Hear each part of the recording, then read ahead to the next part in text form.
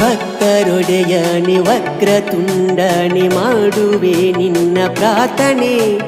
ಏಕದಂತನಿ ಶಕ್ತಿದಾತನಿ ಮಾಡುವೆ ನಿನಗೆ ವಂದನೆ.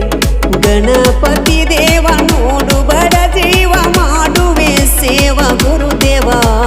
ಮುದ್ದು ಮುಖದೊಡೆಯ ಶುದ್ಧ ಮನದೊಡೆಯ ಹಿಂದೂ ಕುಲದೊಡೆಯನಿ. ಮೂರು ಲೋಕಗಳ ಸಕಲ ಜೀವಿಗಳು